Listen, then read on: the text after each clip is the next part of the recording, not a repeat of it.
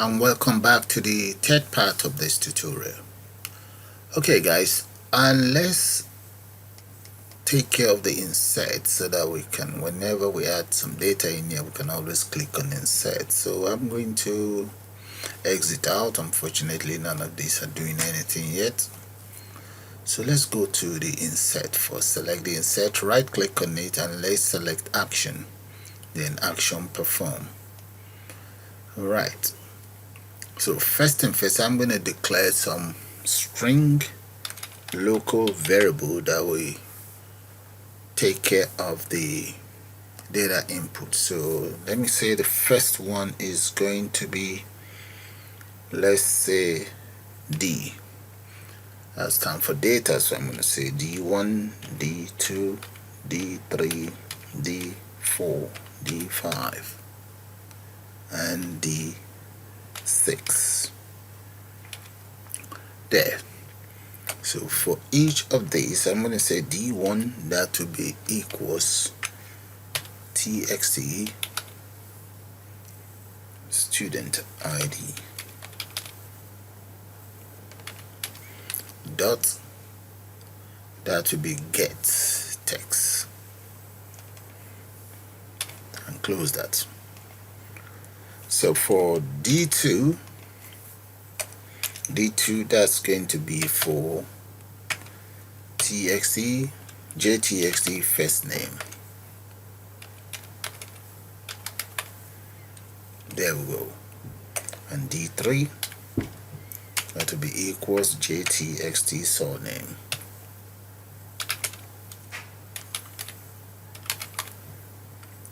Paste. D4, that will be for address, jtxt address. Paste. Then we have D5, and that is going to be for postcode, jtxt postcode. Paste. Finally, I have D6, that's going to be for telephone, jtxt telephone, and paste. There. Now I'm going to use try cache now. Try cache. Let's move this. So let's come down here. So let's put a cache underneath here, the cache statement, and that is going to be exception ex. There we go. Okay, let's take care of this error here and delete this one. Alright, so far is looking good. We're on track. Now for the very first thing I want to do is I need a driver manager to take care of my data connection. So I might as well just copy that here. Since I have it, there's no point reinventing the wheel. Grab hold of the driver manager and the data connections. Let's grab hold of that and including the statement in there. So let's come right down here now. I'm just going to paste that in here. Now the next thing I want to do is I am going to now use one of my variables that I have up here. Let's see, right up here I can say maybe use the Q. So I'm going to say Q, that will be equals statement dot execute.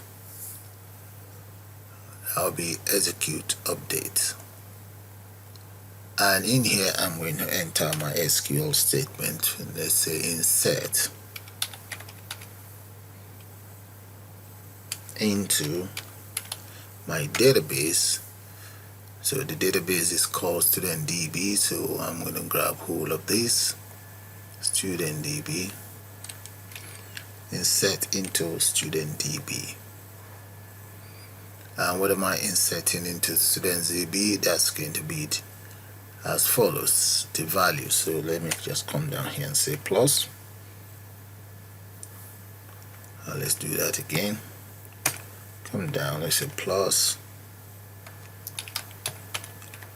values, open the brackets, single hash, single quote, and double quote.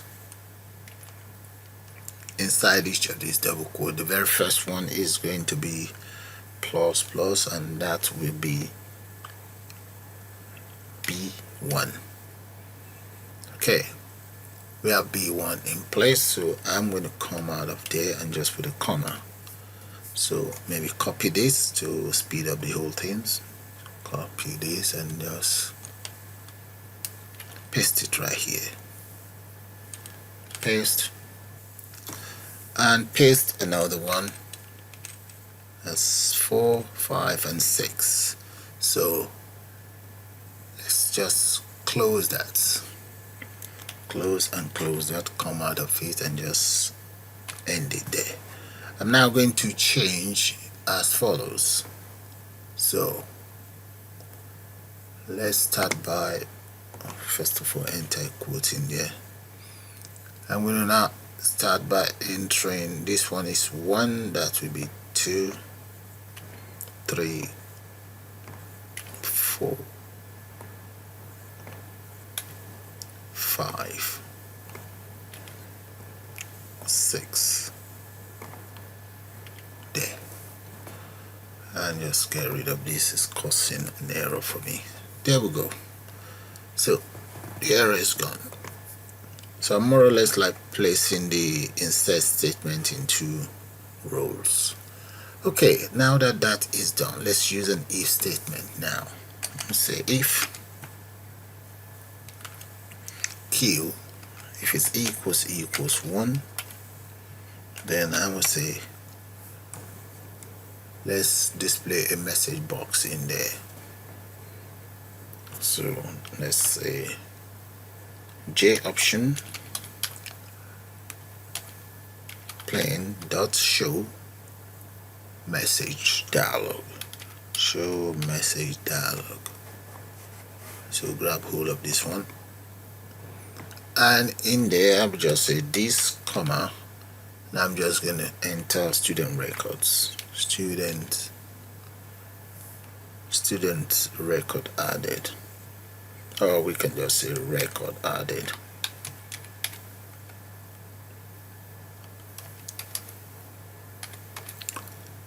Okay, record added. So that's fine, and get rid of this.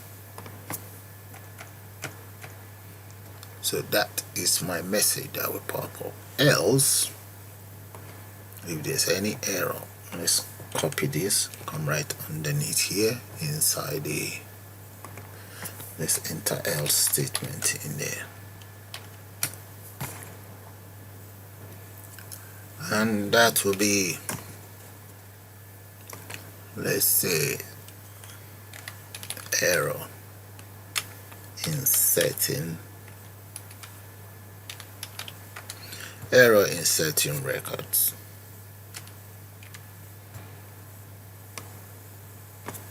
Okay, that will do. Or error inserting data, whatever, but that's fine. Now let's come into the option explicit. I'm going to paste that in there as well, and inside the option explicit I'm just going to use ex. So change this to no comma ex.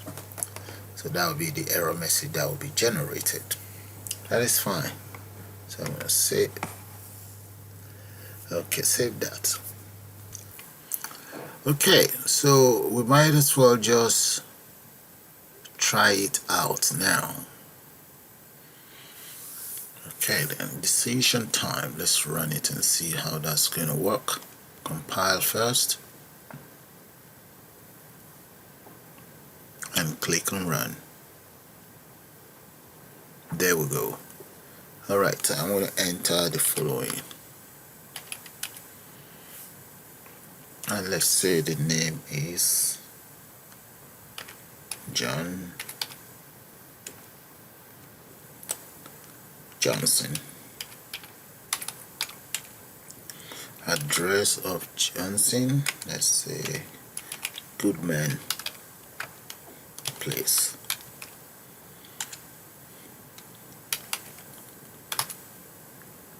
Okay, that's the postcode. Telephone number.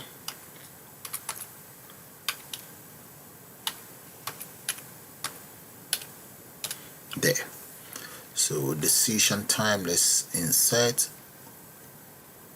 record added. Click on OK. There we go. So it's working. That's fine. Alright, so let's take care of this very one. So that's just to display the last data that is entered. So let's come right in here, select action and event action perform. Okay, so I'm going to get rid of this, and first thing first, I might as well just copy the connection function here. So I'm going to grab hold of these two here, no, up to here.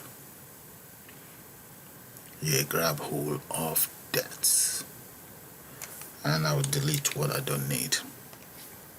So back in here, action perform, right in there, paste what I've just copied. But first of all, let's say try, and paste that in there. I'm going to grab hold of the cache statement here and just dump that in there. Paste that there.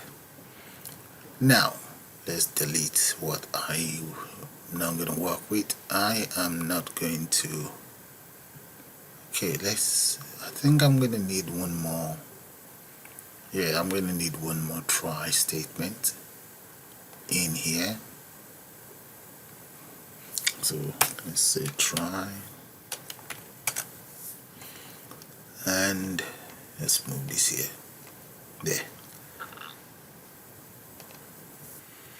Okay, so this should actually be underneath here, and paste that in here, and this should be right at on top of the statement. Okay, now let's grab hold of this for the second cache statement. Now, okay, let's take care of this error. So I'm going to grab hold of this and just move it down. The second cache statement should be in the other first cache statement.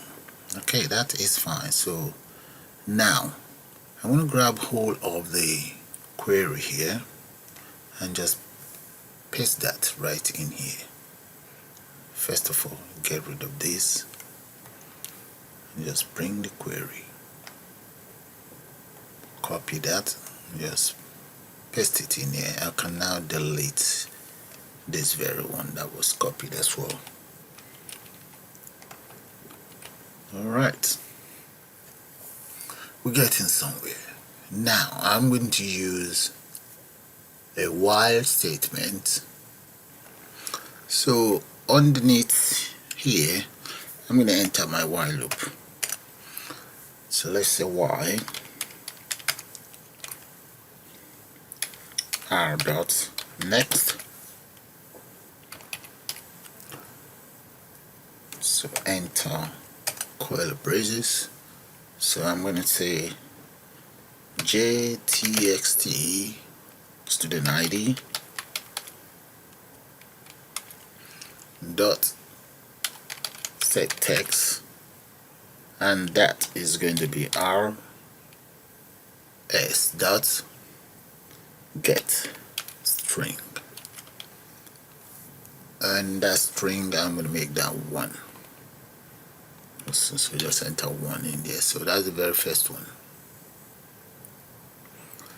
and the second one will be first name. So let's just copy and paste this.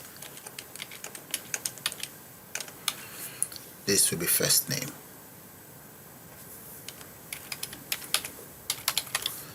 and here we have surname, address, postcode. and telephone. There. And I'm now going to change the numbers. This will be 6, 5, 4, 2, 3, and 2. There. And finally, right underneath here, I'm now going to, let's say, default as to activate the table itself. Default table mode, and I'm going to call that record table, and that will be equals default table. Grab all of these, paste that right in there, and the name of my table, that's table 1 dot get mode, and we enter parentheses in there. Okay, now that that is done, I'm now going to grab hold of record table. That will be dot set row count. The row count in total is 6, so and just enter 6 right here. There. And that's all there is to that. So I'm going to run it. If it works, once I click on the button itself, it should display my last input. So let's run it and see. Hopefully it should work as expected. So click on this. I expect it to display the last input. There we go. Alright, that is fine. Now let's reset, print, and exit. So let's go back into, I'm going to do exit first because I can always use that for print as well. So I can always use that for resets. Yeah. So let's start by declaring a private object in here. So I'm going to call that JFrame, and that is going to be known as just frame. There we go. And here, get rid of this. And underneath here, let's create our objects. Frame equals new JFrame, and just enter alias of exit in there. Now using an if statement, if j option pen dot show confirm dialog, and if that is frame, so we can now say confirm if you want to exit in there. Say confirm if you want to exit. Good, that's the second argument. Then the third argument, I'm going to put a comma in there. Let's say the next argument is going to be, let's just call it student database, something like that, student DB. Okay, now come right out, enter a comma, and enter the other arguments in here. I'm going to copy j option plain, and that is going to be dot yes or no option, and let's say if is equals j option dot yes or no option, then we want the system to exit. So right in here, there. So I'm just gonna say system dot exit. There we go. So that should take care of my exit. I'm going to copy this anyway. I will use it for my resets, but let's try out the exit. Compile and run. Let's see, click on exit. No, exit. Okay, exit is working fine. Now let's come in here, right click on reset. Okay, right here I'm going to paste what I've just copied in here for reset, and I'm going to grab hold of this, paste it right here, and change this to I reset, and grab hold of this, change this to I reset in here. And if the selection is yes, reset all of the components, I'm going to grab hold of all of these and just paste that right in here for reset, and change this. There we go. Repeat the same thing for the others. Here, and this, and this, and that is my reset taken care of. Right, so let's try out resets. So have a good look at the lines of code. So this should be confirmed if you want to reset.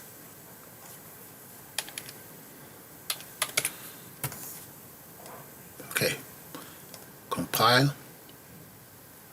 Oh, we need to, oh, that's the wrong one. That's meant to be exit. Cut that off. This should be reset, and this is confirmed if you want to reset. Why this one is confirmed if you want to exit. And in here that will be system dot exit there. Okay, hopefully I've corrected the error. Alright, let me run this and see how that's gonna work. So compile and run. Let's see. Run.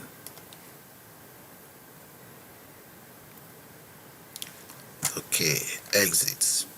Good, exit still works fine. And let's see if the reset works. Resets, no. Reset, yes. Good, reset is working. Now let's take care of print. Right click, come right here, action, perform. I'm gonna get rid of this. Okay, since we want to be able to print directly from the table, I'm going to use message format, and that is going to be for the, let's say, header, and the header is going to be new message format. So that's the method that I'm going to be using, and inside the parentheses I'm just going to enter printing in progress. Right, and that. I'm also going to create another object for the footer, so let's change this to footer. And for the footer we'll just enter the page number, page, and that is going to be, let's say 0, comma, number, comma, that will be integer. There. Now let's give it try cache. Get the try cache in there. So try cache, and if there's any error, do as follows. So come right down here, cache exception, Oh no, this is printing. Let's say cache Java dot abstract Windows tools dot print dot printer exception.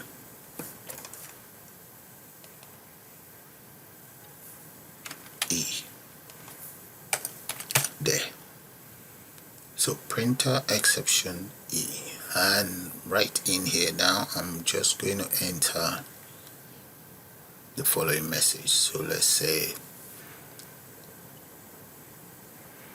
let's grab hold of the message box here, this one, just paste that right in here.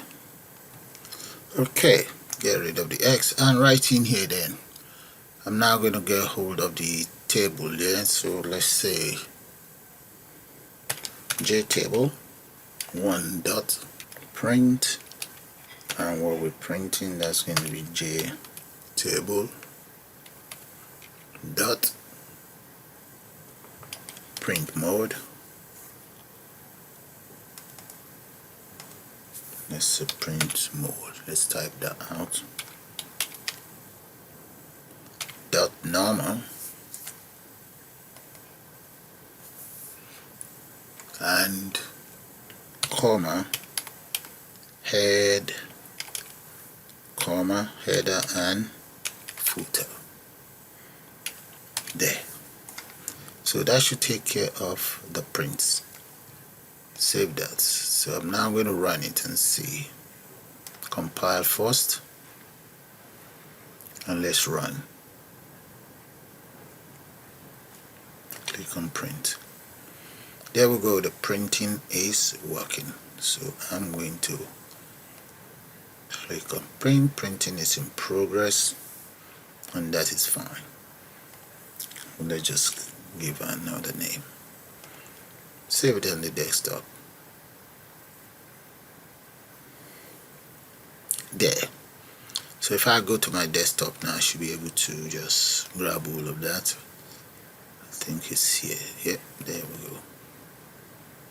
There. Okay, the printing is working as well. So all of these are working, but one thing I want to try and do now finally is when I click on this, I want every single data in here displayed in here. So let's exit out and get that done. So back in here and let's right click on this table, go to event, we want mouse click. There. Get rid of all of this. I'm going to get the table. I think I have that here somewhere. Yeah, just grab hold of all of these. So come back down here, paste that here. Now I will now use, let's say int select row, select rows, and that is equals jtable dot get selected rows.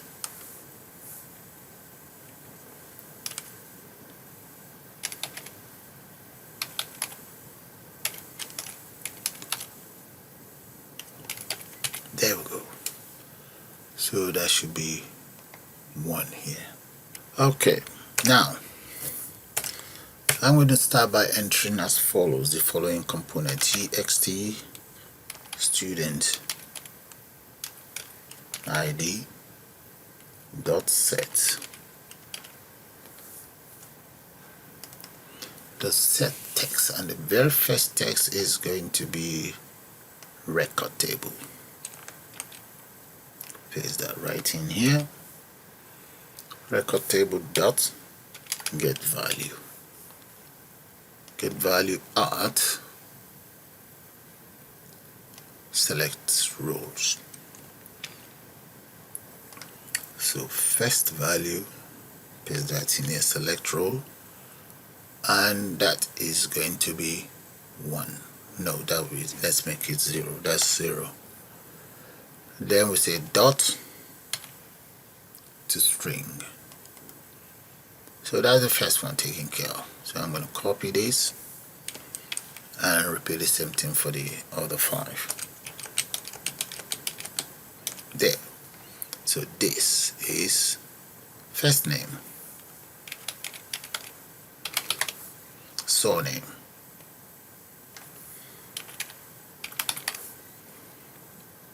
address,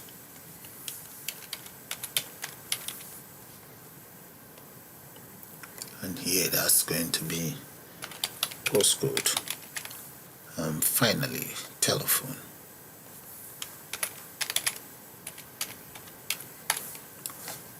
Done. So if this is 0, this will be 1, 2, 3, 4, and 5. So if I click on the table now, I should be able to display all whatever information we have in here. And I think that's it. So let's compile and run.